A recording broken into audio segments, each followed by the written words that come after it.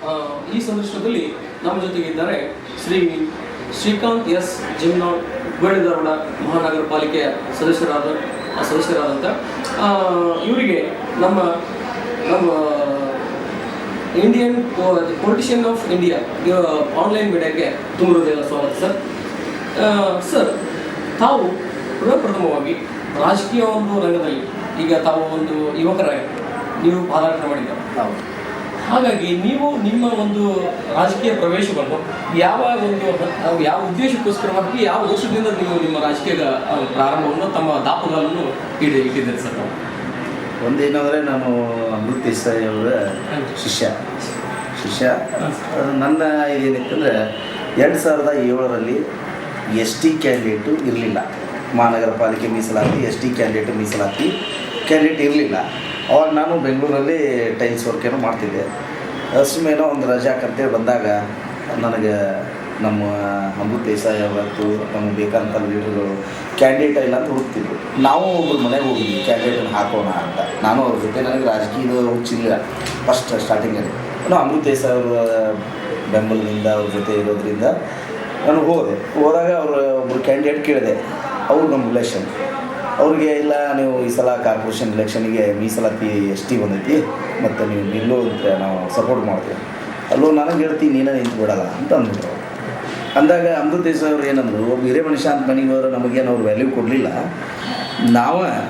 ನೀನೇ ಕ್ಯಾಂಡಿಡೇಟ್ ಎಷ್ಟು ಆಗಿದ್ದಾಗಲಿ ನೋಡೋಣ ಅಂಥೇಳಿ ಇದು ಮಾಡಿದ್ವಿ. ಆವಾಗ ನಾವು 7 ರೋಡ್ ತೊಗೊಂಡ್ವಿ.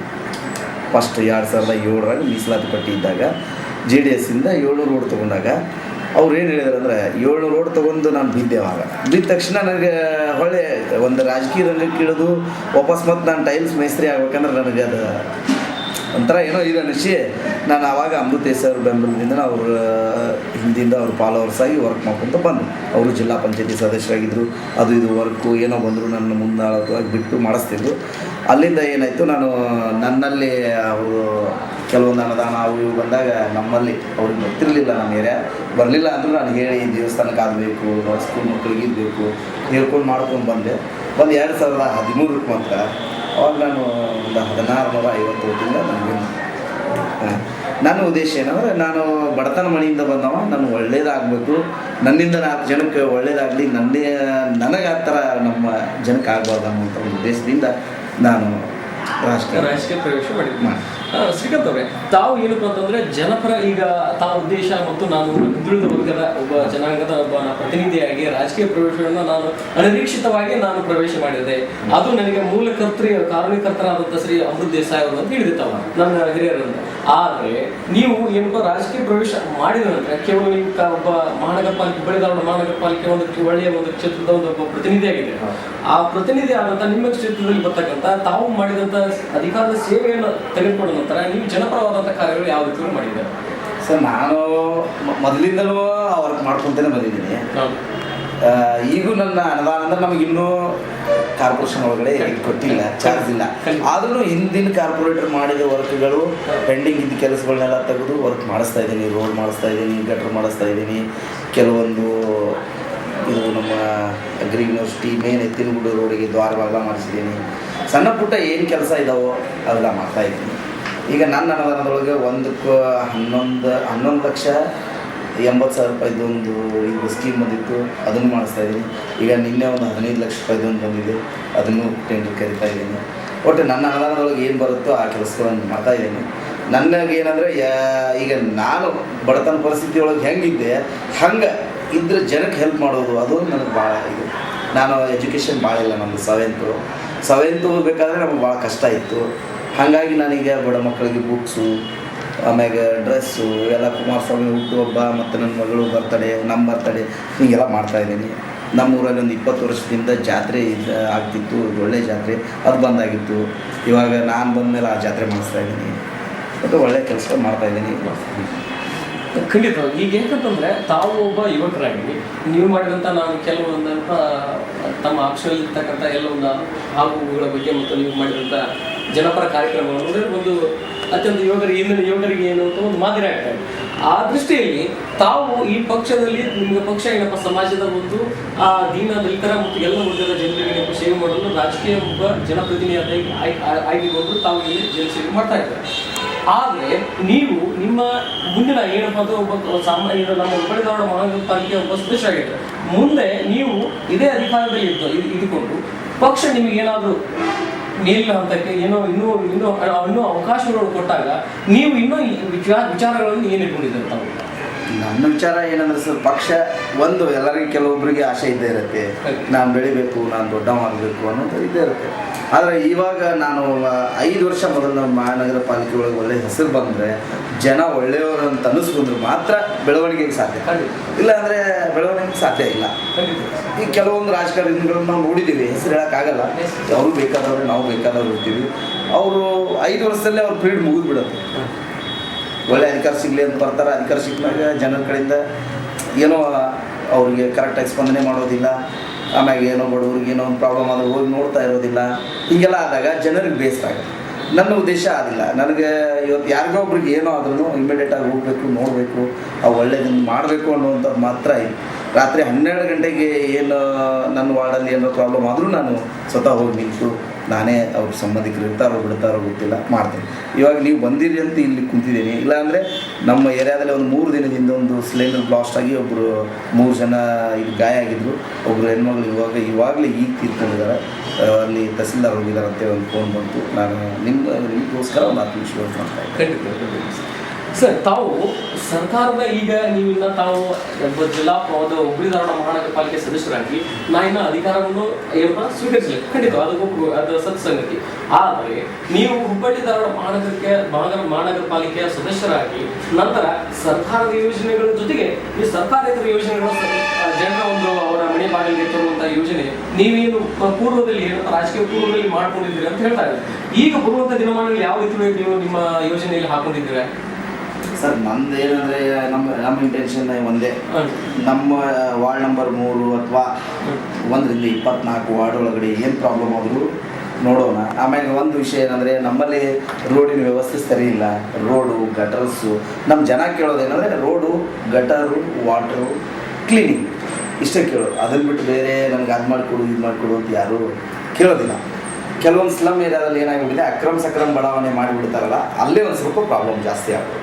ಅಕ್ರಮ ಬಡಾವಣೆ ಕಾರ್ಪೊರೇಷನ್ ಎಂಟ್ರಿ ಆಗಿರೋದಿಲ್ಲ. ಅವ್ರ ಜನ ನೋಡಿದರೆ ನಾವು ಓಟ್ ಹಾಕಿದ್ದೀವಿ, ನೀವು ಯಾಕೆ ವರ್ಕ್ ಮಾಡೋದಿಲ್ಲ ಅಂತಾರೆ. ಈಗ ನಮ್ಮದು ಪೊಲೀಸ್ ಹೆಡ್ ಕ್ವಾರ್ಟರ್ಸ್ ಏನಿದೆ ಅದು SP ಅಂಡರಲ್ಲಿದೆ. ಅದು ನಮಗೆ ಕಾರ್ಪೊರೇಷನ್ ಎಂಡವ್ರು ಬರೋದಿಲ್ಲ ಅಂತಾರೆ. PWD ಅವ್ರು ಕೇಳಿದರೆ ನಮ್ಮ ಎಂಡವ್ರು ಇಲ್ಲ ಅಂತಾರೆ. ಅಲ್ಲಿ ನೋಡಿದರೆ ಒಂದು 20 ಸುಮಾರು ನಾನು 7th ಪೊಲೀಸ್ ಹೆಡ್ ಕ್ವಾರ್ಟರ್ಸ್ ಸ್ಕೂಲ್ನಾಗ ಓದುವಾಗ ಅವಾಗಿಂದಲೂ ನೋಡ್ತಾ ಇದ್ದೀನಿ. ಅದೇ ಪರಿಸ್ಥಿತಿಯಲ್ಲಿ ಇದೆ ಪೊಲೀಸ್ ಹೆಡ್ ಕ್ವಾರ್ಟರ್ಸ್. ಆದರೆ ಅಲ್ಲಿ ಜನ ಎಲ್ಲ ನನಗೆ ತುಂಬ ಸಹಕಾರ ನೀಡಿದ್ದಕ್ಕೆ ನಾನು ಅದನ್ನು ಏನೋ ಒಂದು ಮಾಡಬೇಕು ಅನ್ನುವಂಥ ಉದ್ದೇಶ ಇಟ್ಕೊಂಡ್ರೆ ಅದು ಆಗ್ತಾಯಿಲ್ಲ. ಅವರು SP ಅವರು ಲೆಟ್ರ್ ಕೊಡಬೇಕು, ಮ್ಯಾಗ DG ಅವ್ರು ಕೊಡಬೇಕು, IG ಅವ್ರು ಕೊಡಬೇಕು ಅಂತ ಹೇಳ್ತಾರೆ. ನಮ್ಮ ಕಾರ್ಪೊರೇಷನ್ ಅಧಿಕಾರಿನ ಕೇಳಿದರೆ ಅದು ನಮ್ಮ ಸಂಬಂಧ ಇಲ್ಲ ಬಿಡಪ್ಪ, ಅದಕ್ಕೆ ನಾವು ಇಲ್ಲಿ ಏನು ಮಾಡೋಕ್ಕೆ ಬರೋಲ್ಲ ಅಂತಾರೆ. ಅದು ನನಗೆ ಅಲ್ಲಿ ಒಂದೇ ಜಾಸ್ತಿ ಹೆಡ್ಡೇಕ್ ಆಗಿರೋದು. ಉಳಿದ ಏರಿಯಾದಲ್ಲಿ ಏನೂ ನನಗೇನು ಪ್ರಾಬ್ಲಮ್ ಇಲ್ಲ, ನಾನು ಮಾಡ್ತಾಯಿದ್ದೀನಿ. ಆದರೆ ನೀವು ಹೇಳಿದ್ರಿ ಏನಪ್ಪ, ಅವರು ಏನು ಪೊಲೀಸ್ ಇಲಾಖೆಯೂ ಒಂದು ಸಾಮಾಜಿಕ ಸೇವೆಯಲ್ಲಿ ತೊಡಗಿರುವಂಥ ಒಂದು ಇಲಾಖೆ. ನೀವು ಮಾಡುವಂಥ ಜನಪರ ಒಂದು ಕಾರ್ಯಕ್ರಮಕ್ಕೆ ಏನಪ್ಪ ಅಂತಂದರೆ ನೀವು ಕೈಗೂಡಿಸ್ತಾ ಇಲ್ಲ ಅನ್ನುವಂಥದ್ದು. ಆದರೆ ಏನಪ್ಪ, ಏನಾದರೂ ಕಾನೂನು ತೊಡಕುಗಳು ಏನಾದರೂ ಇರ್ಬೋದು ಸಹಜವಾಗಿ. ಆದರೆ ಕಾನೂನು ತೊಡಕುಗಳನ್ನು ಮೀರಿ ಆದರೂ ಸಹ ನೀವು ಸಮಾಜಕ್ಕೆ ಏನಪ್ಪ ಅಂತಂದರೆ ಕೊಡುಗೆಯನ್ನು ಮಾಡ್ತಾ ಇದ್ದೀರಿ ಅಂತ ಅದು ಒಂದು ಮೆಚ್ಚುವಂಥ ವಿಷಯ. ತದನಂತರ ತಾವು ಸರ ಈ ಹುದ್ದೆಯಲ್ಲಿ ಇದ್ಕೊಂಡು ಈಗ ಇದ್ದೀರಾ. ಈಗ ಇದರ ಜೊತೆಗೆ ರಾಜಕೀಯ ಪ್ರವೇಶ ಮಾಡುವ ಮುನ್ನ ತಮಗೇನಪ್ಪ ರಾಜಕೀಯ ಪ್ರವೇಶ ನಂತರ ಆಯಿತು ಹಾಗೂ ರಾಜಕೀಯ ಪ್ರವೇಶ ಪೂರ್ವದಲ್ಲಿ ನಿಮ್ಮ ಒಂದು ಕುಟುಂಬದ ಸಹಾಯಕರ ಹಾಗೂ ನಿಮ್ಮ ಹಿಂಬಾಲಕರ ಅಂದರೆ ನಿಮ್ಮ ಕಾರ್ಯಕರ್ತರ ಬೆಂಬಲ ಬಹಳ ಮುಖ್ಯವಾದಂಥ. ಹಾಗಾಗಿ ಅವರ ಒಂದು ಕಾರ್ಯಕರ್ತರ ಈಗಿನ ಒಂದು ನಿಮ್ಮ ಒಂದು ಕಾರ್ಯಕರ್ತರ ಒಂದು ಬೆಂಬಲ, ತದನಂತರ ಈಗ ನಿಮ್ಮ ಮನೆಯ ಒಂದು ಬೆಂಬಲ ಯಾವ ರೀತಿ ಒಳಗೆ ನಿಮಗೆ ನಾನು ಹೇಳ್ಬೇಕಂದ್ರೆ ಮೊದಲಿನಕ್ಕಿಂತ ಇವಾಗ ಇನ್ನೂ ಚೆನ್ನಾಗಿದೆ. ಜನ ನನಗೆ ಮೊದಲಿನಕ್ಕಿಂತ ಇವಾಗ ಭಾಳ ಸಹಕಾರ ಮಾಡ್ತಾರೆ. ನಾವು ಜನರಿಗೆ ನಾನು ಏನು ಒಳ್ಳೆಯ ಕೆಲಸ ಮಾಡ್ತೇನೋ ಅದಕ್ಕೆ ಮಾರ್ಗದರ್ಶನ ನೀಡ್ತಾರೆ. ಒಂದು ಒಂದು 10-15 ಜನ ಹಿರಿಯರು ಇದ್ದಾರೆ. ನಾನು ಏನೋ ಮಾಡ್ಬೇಕಂದ್ರೂ ಅವ್ರು ಕೇಳ್ತೀನಿ, ಇವತ್ತು ಇಂಥ ಕೆಲಸ ಬಂದೈತಿ ಮಾಡಲು ಹೆಂಗೆ ಮಾಡೋಣ, ಇದರಿಂದ ಒಳ್ಳೇದಕ್ಕತ್ತೆ ಇಲ್ಲೋದು 4 ಜನ ಕೂರಿಸಿ ಕೇಳ್ತೀನಿ, ಅದನ್ನು ಮಾಡೋಣ ಅಂತ ಹೇಳ್ತಾರೆ. ಬೇಡ ಅಂತ ಯಾರೂ ಹೇಳುವಂಥ ಇರಾಗಿಲ್ಲ. ಆಮೇಲೆ ನಾನು 2007ರಿಂದ ಬಿದ್ದಿಂದ ಇಲ್ಲಿವರೆಗೂ ಯಾರಿಗೂ ಕೆಟ್ಟ ಹೆಸರು ಬರುವಂಥ ಕೆಲಸ ಏನು ಮಾಡಿಲ್ಲ. ಒಳ್ಳೆ ಕೆಲಸನೂ ಮಾಡ್ಕೊಂಡು ಬಂದಿದ್ದೀನಿ, ಇನ್ನೂ ನಾನು ಒಳ್ಳೆ ಕೆಲಸನ ಮಾಡ್ತೀನಿ ಅಂತ ಬಯಸ್ತೀನಿ. ನೀವು ಹುಬ್ಬಳ್ಳಿ ಧಾರವಾಡ ಮಹಾನಗರ ಪಾಲಿಕೆಯ 3ನೇ ವಾರ್ಡಿನ ಒಬ್ಬ ಸದಸ್ಯರಾಗಿರ್ತೀರಿ. ಆದರೆ ನೀವು ಇದಕ್ಕಿಂತ ಪೂರ್ವದಲ್ಲಿ ಏನಾದರೂ ರಾಜಕೀಯ ನಡೆಯಲ್ಲಿ ಏನಾದರೂ ಏಳು ಬೀಳುಗಳನ್ನು ಕಂಡಿದ್ದೀರಾ? ಅಂದರೆ 2007 ಮಾತ್ರ ಬಿದ್ದಿದ್ದೀನಿ. ಅಲ್ಲಿಂದ ನಾನು ರಾಜಕೀಯ ಬಂದಿದ್ದೆ. ಅದಕ್ಕಿಂತ ಮೊದಲು ರಾಜಕೀಯ ನನಗೆ ಗೊತ್ತೇ ಇಲ್ಲ. ಈ ರಾಜಕೀಯ ಇಲೆಕ್ಷನ್ ಬಂದರೆ ಓಟ್ ಹಾಕೋದ್ರಿಗೆ ಯಾಕಪ್ಪ ಇವ್ರಿಗೆ ಹಾಕ್ಬೇಕು ಅನ್ನೋಂಥ ಸ್ಥಿತಿ ಒಳಗೆ ಇದ್ದೆ. ಅವಾಗ ಅವ್ರಿಗೆ ಹಾಕಿದ್ರೆ ಏನಾಗೋದು ಅನ್ನೋಂಥ ಪರಿಸ್ಥಿತಿ ಒಳಗಿದೆ. ಇವಾಗ ಏನಾಗ್ಬಿಟ್ಟಿದೆ ಅಂದರೆ ಕೆಲವೊಬ್ರಿಗೆ ನಾವೇ ಹೇಳ್ಬಿಡ್ತೀವಿ, ನಿನಗೆ 18 ವರ್ಷ ಆಯಿತು, ವೋಟರ್ ID ಮಾಡಿಸಿ ಫಸ್ಟು, ನಿನಗಾಗಿಲ್ಲ ಅಂದ್ರೆ ನಾವು ಮಾಡಿಸ್ಕೊಡ್ತೀವಿ, ನಾವೇ ಹೇಳ್ತೀವಿ. ಈಗ ಅದು ಯಾಕಂದ್ರೆ ಶ್ರೀಕಾಂತ್ ಅವರೇ, ರಾಜಕೀಯ ನಡೆಯಲ್ಲಿ ಸಹಜಿಕ ಅದು ಏಳು ಮತ್ತು ಬೀಳುಗಳು ಸಹಜಿಕ. ಅದಕ್ಕೆ ರಾಜಕೀಯ ರಂಗ, ಅದಕ್ಕೆ ನಾವು ರಾಜಕೀಯ ಪ್ರವೇಶ ಅಂತ ಅನ್ನುವಂಥದ್ದನ್ನ ನಾವು ಆ ರಂಗದಲ್ಲಿ ಇರ್ತೇವೆ. ಆದರೆ ಒಂದು ವಿಷಯ ಹೇಳ್ಬೇಕಂದ್ರೆ, ಒಳ್ಳೇದಾಗಬೇಕು ಅಂದರೆ ಫಸ್ಟ್ ಜನ ಒಬ್ಬ ಅಭ್ಯರ್ಥಿ ಬಿದ್ದೇ ಹೇಳ್ಬೇಕು ಹೊರತು ಡೈರೆಕ್ಟಾಗಿ ನಮ್ಗೆ ಅಧಿಕಾರ ಸಿಗಬಾರ್ದು ಅಂತ ಅನಿಸುತ್ತೆ. ಯಾವಾಗ ನಾನು ಡೈರೆಕ್ಟಾಗಿ ಅಧಿಕಾರ ಸಿಕ್ಕಿದ್ರೆ ನಾನು ಈ ಲೆವೆಲಿಗೆ ಬೆಳೀತಿದ್ದೆ ಇಲ್ಲೋ ಅಂತ ಅನಿಸ್ತಾ ಇದೆ. ಯಾಕಂದ್ರೆ ಫಸ್ಟ್ ಫೀಲ್ಡಲ್ಲೇ ಆಯ್ಕೆ ಆಗಿಬಿಟ್ರೆ ಜನರನ್ನು ಸ್ಪಂದಿಸೋದು ಗೊತ್ತಾಗೋದಿಲ್ಲ. ನನ್ನ ಅನಿಸಿಕೆ ಪ್ರಕಾರ ಒಂದು ಗರ್ವ ಸೊಕ್ಕು ಅನ್ನೋದು ಬರುತ್ತೆ ಅಂತ ಅನಿಸುತ್ತೆ. ಫಸ್ಟ್ ಬಿದ್ದರೆ ಜನ ಏನು ಅನ್ನೋದು ಅವ್ರಿಗೆ ಅರಿವಾಗುತ್ತೆ. ಅವಾಗ ಒಬ್ಬ ಜನಪ್ರತಿನಿಧಿಗೆ ಅರಿವಾಗುತ್ತೆ. ಅವಾಗ ಅವನು ಜನಕ್ಕೆ ಸ್ಪಂದಿಸ್ತಾನೇನೋ ಅಂದರೆ ನನ್ನ ಲೈಫ್ ಒಳಗೆ ನಡೆದಿದ್ದನ್ನು ಮಾತ್ರ ನಾನು ಹೇಳ್ತಾ ಇದ್ದೀನಿ. ನಿಮ್ಮ ಜೀವನದಲ್ಲಿ ಆದಂತಹ ರಾಜಕೀಯ ನಡೆಯಲ್ಲಿ ಆದಂತಹ ಸತ್ಯ ಘಟನೆ ಖಂಡಿತವಾಗಿ. ಅದು ಯಾಕಂತಂದ್ರೆ ಎಲ್ಲಾ ರಾಜಕೀಯ ಮುಖಂಡರಲ್ಲಿ ಸಹಜಿಗೆ ಇದ್ರೆ ನೀವು ಹೇಳುವಂತಹದ್ದು ಸತ್ಯ ಸಂಗತಿ. ಆದ್ರೆ ಅವರು ನೇರವಾಗಿ ಹೇಳ್ತಾ ಇಲ್ಲ, ನೀವು ಹೇಳಬೇಕಿದ್ದ ಸಂಗತಿ ಹೇಳ್ತಾ ಇದ್ದಾರೆ ಇಷ್ಟು.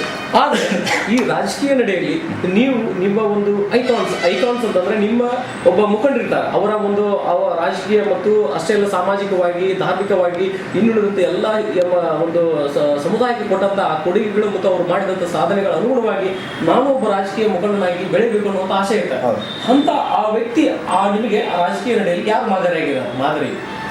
ಆ ರಾಜಕೀಯ ನಡೆಯಲ್ಲಿ ಮಾದರಿ ಅಂದರೆ ನನಗೆ ಅಮೃತ ದೇಸಾಯಿ ಫಸ್ಟು. ಆಮೇಲೆ ಇವಾಗ ನಾನು ಆಯ್ಕೆ ಆದಮೇಲೆ ಕುಮಾರಣ್ಣವ್ರದ್ದು ಜಾಸ್ತಿ ಸಪೋರ್ಟಿಂಗ್ ಜಾಸ್ತಿ. ಕುಮಾರಣ್ಣವ್ರದ್ದು ಲೋಕಲಲ್ಲಿ ಬಂದರೆ ನಮ್ಮ ರಿಲೇಷನ್ಸ್ ಇದ್ದಾರೆ. ಆಮೇಲೆ ನನ್ನ ಇಬ್ಬರು ಪಾರ್ಟ್ನರ್ಸ್ ಇದ್ದಾರೆ, ಸಲೀಂ ಖಾನ್ ಪಠಾಣ್, ಸುಭಾಷ್ ಸಿಂಧೆ ಅವರು ಗೊತ್ತು ನಿಮಗೆ. ಅವರು ಒಬ್ಬರು ಕಾರ್ಪೊರೇಟ್ರು, ಅವ್ರ ಮಾರ್ಗದರ್ಶನದಲ್ಲಿ ಮಾಡ್ತಾ ಇದ್ದೀನಿ. ಅವರೆಲ್ಲ ನನಗೆ ಒಳ್ಳೆಯದು ಆಗಲಿ ಅಂತಲೇ ಮಾಡ್ತಾರೆ ಹೊರತು ಬೇರೆ ಯಾವ ಉದ್ದೇಶನೂ ಇಲ್ಲ. ಆ ಥರ ಅವರೇ ನಿಮಗೆ ಐಕಾನ್ಸ್. ಹೌದು. ಇವತ್ತು ನಾನು ಏನೋ ಒಂದು ಸಣ್ಣ ಪುಟ್ಟ ಕೆಲಸ ಬಂದರೂ ಫಸ್ಟ್ ಅವ್ರಿಗೆ ಕೇಳ್ಕೊಂಡೇ ನಾನು ಮುಂದಿನ ನಿಮ್ಮ ಹೆಜ್ಜೆಗಳನ್ನು ಇಡ್ತಾರೆ ನಿಮ್ಮ ರಾಜಕೀಯ. ತಾವು ಇನ್ನೊಂದು ಒಬ್ಬ ಯುವಕರಾಗಿ ಮತ್ತು ಹೊಳ್ಳಿ ಏನಪ್ಪಾ ಅಂತಂದ್ರೆ, ಯಾಕಂತಂದ್ರೆ ಇವತ್ತಿನ ಯುವಜನತೆಗೆ ತಮಗೆ ಗೊತ್ತಿರುವಂತಹ ಈಗ ಯಾವ ರೀತಿಯಲ್ಲಿ ದಾಪುಗಾಲಾಗ್ತಾ ಇದೆ ಅಂತ ನಿಜವಾಗಿ ನಮ್ಮ ಒಂದು ಪೊಲಿಟಿಷಿಯನ್ ಆನ್ಲೈನ್ ಮೀಡಿಯಾ ಮುಖಾಂತರವಾಗಿ ನೀವು ನಿಮ್ಮ ಸಂದರ್ಶನದಲ್ಲಿ ಇಂದಿನ ಯುವಕರಿಗೆ ಏನು ಯಾವ ರೀತಿ ಒಳಗೆ ಸಮಾಜ ನಡೀತಾ ಇದೆ ಮತ್ತು ಯುವಕರಿಗೆ ಏನು ಹೇಳಲು ಬಯಸ್ತಾ ಇದ್ದಾರೆ? ನಾನು ಈಗಿನ ರಾಜಕೀಯ ನೋಡಿದ್ರೆ ಹದಿಗೆಟ್ಟಿದೆ. ಅದನ್ನು ಸುಧಾರಿಸ್ಬೇಕಂತಂದ್ರೆ ನೀವು 10 ಜನದಲ್ಲಿ 3 ಅಥವಾ 4 ಜನರು ಸುಧಾರಿಸ್ಬೋದು, 6 ಜನರು ಸುಧಾರಿಸೋಕ್ಕಾಗೋದಿಲ್ಲ. ಆದರೂ ನಾನು ಈ ಸಂಘ ಸಂಸ್ಥೆಗಳಿಂದ ಹುಡುಗರು ಮಾತ್ರ ಸ್ವಲ್ಪ ಇದಾಗ್ತಾ ಇದೆ ಅಂತ ಅನಿಸ್ತಾ ಇದೆ. ಮೊದಲಿನ ರಾಜಕೀಯ ಇತ್ತಲ್ಲ, ಈಗೇನು ಹೊಸ ಸಂಘ ಸಂಸ್ಥೆಗಳೇನು ಬಂದವಲ್ಲ, ಇದರಿಂದ ಹುಡುಗರಿಗೆ ಏನೋ ಒಂದು ಕೆಟ್ಟ ಅವರು ಸಂಘಟನೆ ಮಾಡ್ತಾರಲ್ಲ, ಅವರು ಅದನ್ನು ಒಳ್ಳೇದಕ್ಕೆ ಬಳಸ್ತಾ ಇಲ್ಲ, ಕೆಟ್ಟದಕ್ಕೆ ಬಳಸ್ತಾರೆ ಅನ್ನುವಂಥ ಒಂದು ನನ್ನ ಮನೋಭಾವ. ಯಾಕಂದರೆ ನಾನು ಇನ್ನೊಂದು ಸಂಘಟನೆಯಲ್ಲಿ ಇದ್ದಾಗ ಕೆಲವರು ಸುಮ್ಮನೆ ಹೋಗೋದು, ಸ್ಟ್ರೈಕ್ ಮಾಡೋದು, ಇಂಥವೆಲ್ಲ ಮಾಡ್ತಾರೆ. ನಾನು ಹೋಗಿದ್ದೀನಿ, ಅವ್ರ ಬೆನ್ನತ್ತಿ ಹೋಗಿದ್ದೀನಿ ಅವಾಗ. ಆದರೆ ನಾನು ರಾಜಕೀಯ ಬಂದಮೇಲೆ ರಾಜಕೀಯ ಪರಿಸ್ಥಿತಿ ಏನು, ಸಂಘಟನೆ ಪರಿಸ್ಥಿತಿ ಏನು ಅಂತ ಆಮೇಲೆ ಗೊತ್ತಾಗಿರೋದು ಅಂತ ನೀವು ಹೇಳಿದ್ರಿ. ಯಾಕಂತಂದ್ರೆ ಸಮಾಜದಲ್ಲಿ ಸಂಘಟನೆ ಮತ್ತು ರಾಜಕೀಯ ಜನಪ್ರತಿನಿಧಿಗಳು ಮತ್ತು ಸಮುದಾಯ ಬಹಳ ಮುಖ್ಯವಾದ ಪಾತ್ರ. ಆದರೆ ಸಂಘಟನೆ ಬೇಕು, ಸಂಘಟನೆ ಬೇಡ ಅಂತಿಲ್ಲ. ಸಂಘಟನೆಗೆ ಆಯ್ಕೆ ಮಾಡುವಾಗ ಒಳ್ಳೆ ಯುವಕರನ್ನ, ಒಳ್ಳೆಯವರನ್ನು ಮಾತ್ರ ಆಯ್ಕೆ ಮಾಡಬೇಕು. ಒಂದು 3-4 ಕೇಸ್ ಆಗಿರ್ತಾವೆ, ಎಲ್ಲೋ ರೌಡಿ ಸೀಟ್ನಲ್ಲಿ ಇರ್ತಾರೆ, ಅಂಥವ್ರನ್ನ ಆಯ್ಕೆ ಮಾಡಿದ ತಕ್ಷಣ ಅವ್ರಿಗೆ ಒಂದು ದೊಡ್ಡ ಗೌರವ ಬಂದ್ಬಿಡುತ್ತೆ, ನಾನು ಅನ್ನೋ ಅಹಂಕಾರ ಬರುತ್ತೆ. ಮೇಲಿನ ಅಧಿಕಾರಿಗಳು, ಸಂಘಟನೆ ಅಧಿಕಾರಿಗಳಿಗೆ ಅವ್ರ ಹೆಸರನ್ನು ಕೆಡಿಸ್ತಾರೆ ಹೊರತು ಅವ್ರ ಹೆಸರನ್ನು ಒಳ್ಳೇದು ಮಾಡಲ್ಲ ಇವರು ಅಂತ ಅಂದ್ರೆ ಆ ಸಂಘಟನೆ ಮುಂದಿಟ್ಟುಕೊಂಡು ಉಳಿದ ರಾಜಕೀಯದವ್ರಿಗೆ ಆಯಿತು, ಗೌರ್ಮೆಂಟ್ ಸರ್ವೆಂಟಿಗೆ ಆಯಿತು, ಸ್ವಲ್ಪ ಇವರಿಂದ ತೊಂದರೆ ಆಗುತ್ತೆ ಅಂತ ಅನ್ಸುತ್ತೆ. ಡಿಪಾರ್ಟ್ಮೆಂಟಿಗೂ ಆಗುತ್ತೆ. ನೀವು ಹೇಳುವಂಥ ಪ್ರಕಾರ ಏನಪ್ಪ, ಸಮುದಾಯದಲ್ಲಿ ಇರ್ತಕ್ಕಂಥ ಒಂದು ಒಂದು ಕೆಲವು ವ್ಯಕ್ತಿಗಳಿಂದ ಏನಪ್ಪ ಅಂತ ಸಂಘಟನೆಗೆ ಮತ್ತು ಒಂದು ಸಮುದಾಯಕ್ಕೆ ಕೆಟ್ಟ ಹೆಸರು ಬರುವಂತಹದ್ದು ಖಂಡಿತವಾಗಿ ಬರ್ತಾ ಇದೆ ನಿಮ್ಮ ಒಂದು ಅಭಿಪ್ರಾಯ? ಖಂಡಿತವಾಗಿ. ಯಾಕಂತಂದ್ರೆ ಅದು ಸಹಜಿಗೆ ಆ ಮಾತನ್ನು ನಾವು ಒಪ್ಕೊಳ್ಳೋದು. ಇವಾಗ ನಾನು SC/ST ಅಂದರೆ ST ಲೀಡರ್ ನಾನು. ಇವಾಗ ಯಾರೋ ಒಬ್ಬ ಬ್ರಾಹ್ಮಣ ಅಥವಾ ಲಿಂಗಾಯಿತು ಏನೋ ಒಂದು ದೊಡ್ಡ ಉದ್ಯೋಗದಲ್ಲಿರ್ತಾನೆ, ಅವರು ಈಗ ಅವರು ಡಿಪಾರ್ಟ್ಮೆಂಟಲ್ಲಿ ಇದ್ದಾಗ ಡಿಪಾರ್ಟ್ಮೆಂಟ್ ಭಾಷೆಗಳೊಳಗೆ ಮಾತಾಡಬೇಕಾಗುತ್ತೆ. ನಾನು ತಪ್ಪಿಸತ್ತ ಅಂತ ಅವ್ರು ಮುಂದೆ ಹೋಗಿ ನಿಂತಾಗ ಅವ್ರು ಮಾತಾಡಲೇಬೇಕು. ಈಗ ಮಾತಾಡಿದಾಗ ಇವರು ಅದನ್ನೇ ತಪ್ಪು ಭಾವನೆಗಳು ಮಾಡಿಕೊಂಡು ನಮ್ಮ ಲೀಡರ್ಗಳ ಕಡೆ ಹೋಗಿ ಅದ್ರ ಮೇಲೆ ಒಂದು ಅಟ್ರಾಸಿಟಿ ಕೇಸ್ ಹಾಕ್ಸಿ, ಪಾಪ ಅವ್ರಿಗೆ ಗೌರ್ಮೆಂಟ್ ಸರ್ವೆಂಟ್ ಅವನ ಕಾಯ್ದೆ ಕಾನೂನೊಳಗೆ ಒಂದು ರೂಲ್ಸ್ ಏನಿರುತ್ತೆ ಅದನ್ನು ಮಾಡ್ತಾ ಇರ್ತಾನೆ. ಆದರೆ ಅದನ್ನು ನಾವು ದುರ್ಬಳಕೆವಾಗಿ ಬಳಸ್ತಾ ಇದ್ದೀವಿ ಅನ್ನೋದನ್ನ ಕಂಡು ಬರ್ತಾ ಇದೆ ಅಂತ. ಇದು ಇರೋದು ನಮ್ಮ ಹುಬ್ಬಳ್ಳಿ, ಧಾರವಾಡ, ಬೆಂಗಳೂರಲ್ಲಿ ಜಾಸ್ತಿ ಆಗುತ್ತೆ. ನೀವು ಒಳ್ಳೆಯ ಒಂದು, ಯಾಕಂತಂದರೆ ಶ್ರೀಕಾಂತ್ ಅವರೇ, ನಿಜವಾಗಿ ಯಾಕಂತಂದರೆ ಸಮುದಾಯದಲ್ಲಿ ಯುವಕರು ಈ ಪ್ರಶ್ನೆಗಳನ್ನ ನಾವು ಯಾಕೆ ಹೇಳ್ತಾ ಇದ್ದೇವೆ ಅಂತಂದರೆ, ನಿಮ್ಮಂಥ ರಾಜಕಾರಣಿಗಳು, ಯುವ ರಾಜಕಾರಣಿಗಳು ಇದನ್ನೇ ಸಂದೇಶ ಕೊಡುವುದರಿಂದ ನಮ್ಮ ಒಂದು ಇನ್ನೊಬ್ಬರ ಯುವಕರ ಮತ್ತು ರಾಜಕೀಯ ರಂಗದಲ್ಲಿದ್ದ ಸಂಘಟನೆಯಲ್ಲಿರ್ತಕ್ಕಂಥ ಒಂದು ಯುವಕರಿಗೆ ಒಂದು ಮಾದರಿ ಆಗುತ್ತೆ. ಯಾಕಂತಂದರೆ ಈ ಸಮುದಾಯ ಯಾಕಂತಂದರೆ ನಾವು ತಿದ್ದುವಂಥ ಸಮಾಜದಲ್ಲಿ ಇರ್ತಕ್ಕಂಥ ಏರುಪೇರುಗಳನ್ನ ತಿದ್ದಬೇಕಾಗತ್ತೆ. ಅಂತಹ ಸಂದರ್ಭದಲ್ಲಿ ನೀವು ಹೇಳಿದಂಥ ಒಂದು ಮಾರ್ಮಿಕವಾದಂಥ ನುಡಿಗಳು. ಅದಾದ ನಂತರ ನೀವು ಈಗ ಬರುವಂಥ ದಿನಮಾನಗಳಲ್ಲಿ ಲೋಕಸಭಾ ಚುನಾವಣೆ ಬರ್ತಾ ಇದೆ. ಲೋಕಸಭಾ ಚುನಾವಣೆ ಬರ್ತಾ ಇದೆ.